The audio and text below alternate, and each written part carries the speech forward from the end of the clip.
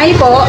Welcome na naman po sa ating YouTube channel. Ito na naman po yung Shy na Siya Vlog na nagsasabi sa inyo na please don't forget to subscribe my YouTube channel. Bago natin simulan ang content na ito guys, kailangan po talaga na hindi nyo makalimutan i-subscribe ang ating YouTube channel para kayo updated sa mga videos na i-upload ko dito. Dahil meron po kayong dagdag kaalaman, lalong na doon sa mga nagbabalak na mag-vlog at gumawa ng YouTube channel. Ang content natin ngayon guys is that paano ba dapat i-improve ang ating mga YouTube channel? Dapat i-improve natin ang ating YouTube channel sa pamamagitan ng pag-iisip ng kakaibang content. Kakaibang content, kumbaga, yung wala kang katulad.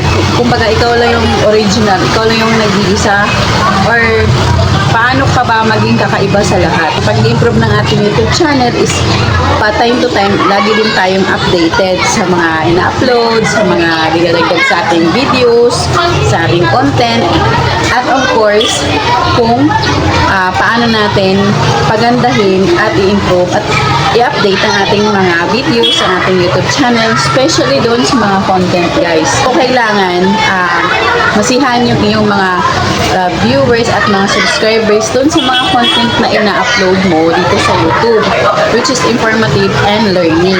Para kahit paano, hindi sila magsawang munta sa iyong YouTube channel. And of course guys, mag-research ka kung ano yung mga viral videos ngayon na pwede mong gawin na or topic na pwede mong gawing content, na pwede mong gawing format para magkaroon ka ng idea. Kasi, syempre, nadidiscover naman po talaga ang ating YouTube channel based doon sa ating content or sa ating mga videos. Yun po yung mga ideas ko kung paano dapat i-improve ang ating YouTube channel.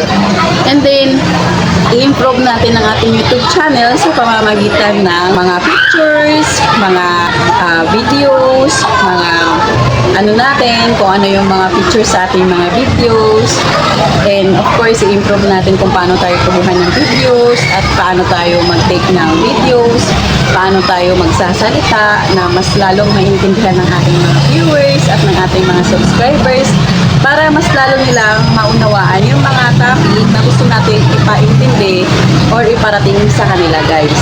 Yun po yun ha. So, dapat i-improve natin ang ating YouTube channel. Dapat marunong tayo makipag-socialize or makipagkaibigan sa mga nagpa-vlog or sa mga tao dahil sila po yung tutulong sa atin para umangat lalo ang ating YouTube channel sa mundo ng pagbablog. So, yan po yung dagdag kaalaman guys kung paano natin i-improve ang ating YouTube channel. And of course, time to time, i-check nyo rin po ang ating YouTube settings. Yun po yung mahalaga, lalo na yung ating mga dashboard, kung dapat meron ba tayong dapat itama or dapat i-correct dun sa mga YouTube policy and YouTube rules nila.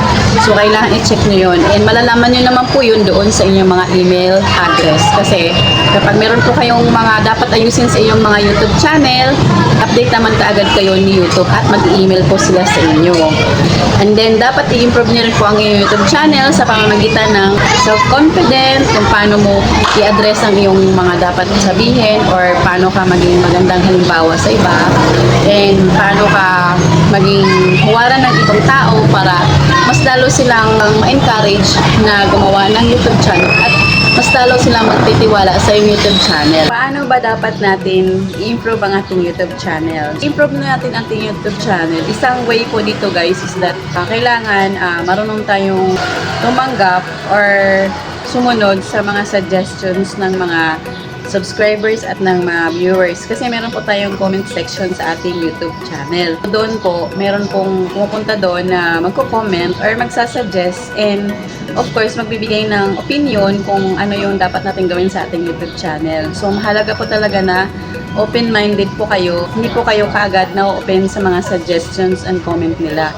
Kasi, isa din po ito para matulungan yung ating YouTube channel na ma-improve.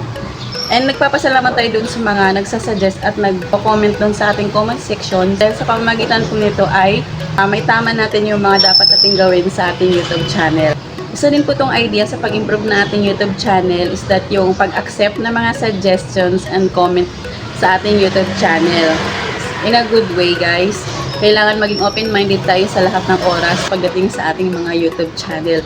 Dahil ika nga, ito yung isang way para ma-improve yung ating YouTube channel. Dahil kung wala yung viewers, walang magsasuggest, walang magko-comment doon sa ating YouTube channel, hindi natin malalaman paano natin dapat i-improve ang ating YouTube channel. Si Shai na siya once again na nagsasabi sa inyo na kung kaya ko, I'm sure kakayanin din.